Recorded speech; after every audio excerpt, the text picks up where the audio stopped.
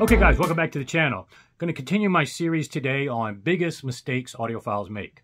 And just to recap, part one had to do with making sure you get to know the people behind the brands or the dealerships and whatnot. That will save you a lot of trouble down the road. And I'll add this to that part one I probably didn't share. Don't do it in a vacuum at one point in time. Certainly a lot of dealers and brands will be nice to you up front after you've certainly initially spent a lot of money or about to spend a lot of money. But how do they treat you over the long haul? Do they take you for granted? Do they try to milk more money out of you? All these kind of things are examples of what I've seen firsthand, at least with my friend Doug and that brand that I intimated about. And then on the flip side, there are other exceptions that do over the long haul treat you well. And so that's what you want to make sure you're cognizant of, and pivot anytime you see and your intuition tells you that they're no longer treating you the right way. Don't be afraid to pivot. Don't think, I've already invested in this brand, I got to stick with them no matter what. No, pivot when you have the intuition that something's going wrong. Secondarily, same thing with reviewers. I talked about how a lot of reviewers, even if they're genuine in their intent, and that's going to be rare to begin with because they're primarily interested in keeping their job, selling or hustling you or whatever, their primary thing is not so much to help you buy the right gear. That might be a part of it, but even if it was 100% of altruistic intentions, you have to make sure that what they hear and what they say they legitimately hear and can prove will translate to you. A lot of times it's just their own ears, their 70-year-old ears and their busted out room and all these issues. Yeah, it sounds good to them, but that's not going to translate to you. So just because they have fancy names on their resume of who they work for doesn't mean your best interests are being served or whatever they say is going to translate to you. So I gave an example in that video of the type of review I look for, the type of people that their reviews translate to what I've heard firsthand, and also measurements wise. Doesn't mean measurements are end all be all, but if somebody's always praising a piece of gear and then on the test bench it's always measuring broken, and that's happened a few times with very famous reviewers, I'm not going to trust them. Even if they believe and for them it's fine, I know it's not going to translate to me. So be careful of that. Then I talked about priorities in part 3, having your priorities right. Your room, your setup, DSP, all of those things are worth investing in if you really are into the hobby long-term and getting the best possible result. If you're just buying gear for fun and you want, bragging rights, the cool gear and all that, and you don't use your gear that much, but you like the aesthetic element, all that stuff, that's fine. But if you're genuinely in the hobby for ultimate performance, do not deprioritize or prioritize gear over your room setup and all those things I talked about. Now, another big topic today I'm going to talk about is price. And there's 3 main mistakes audiophiles make with regard to price. Number 1, thinking that super cheap gear and choosing always the cheapest, whether it's in China, South America, or whatever, or AliExpress, trying to get away with shortcutting. There's no free lunch, guys.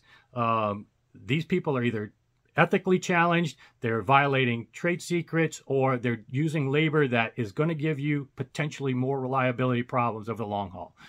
So you need to make that perfectly understood in your mind, the risk you're taking on and how that could initially give you the pride of, oh, I got something super cheap. But in the long run, you're probably just playing yourself. Now, on the flip side, high price gear. You could play yourself on that too, because a lot of the price now in this audiophile gear is strictly because of pride of ownership, bragging rights, luxury tax per se. It's not always equal to higher performance. It's all these other niche aesthetics, all these things I talk about, bragging rights. You're not getting guaranteed better performance if you have $100,000, or a speaker that costs as much of a house.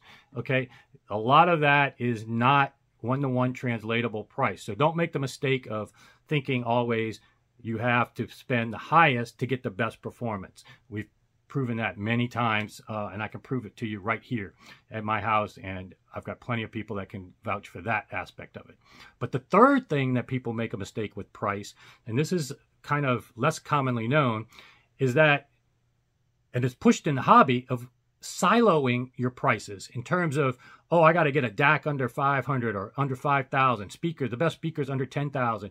This is not the way to buy gear, or even having percentages applied to different gear and going by those.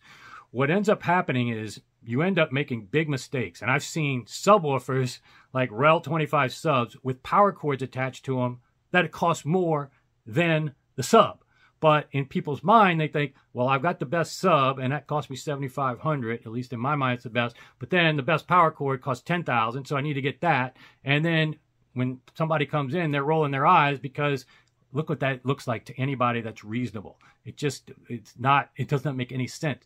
And same thing goes for when you silo yourself into individual pieces, you end up spending a whole lot more than your budget. So my advice is look at the budget you want to spend for your entire system, and then realize, especially if you're using point source box speakers, that the speakers are going to probably be, there's always going to be exceptions, Maggie's, all these other ones, but they're going to be exceptions. But speakers are probably going to be where you want to invest most of your money, because the cost of building this, labor, the size just to ship it to a dealership and then turn around and give it to you, the finish that is involved, the parts cost, these big drivers, the cabinet construction, all these things are much more of a cost profile alone. On top of R&D for speakers is quite high.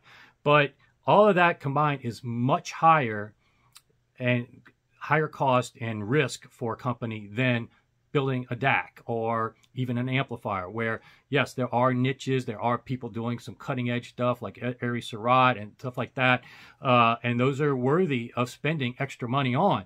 But for the most part, you're going to not want to worry about these niche exceptions. You're going to want to look at your budget as a whole for your entire system, including your room and room treatments, and go at it from that standpoint. And don't go in with hard benchmarks for speaker cost this or percentages and all that.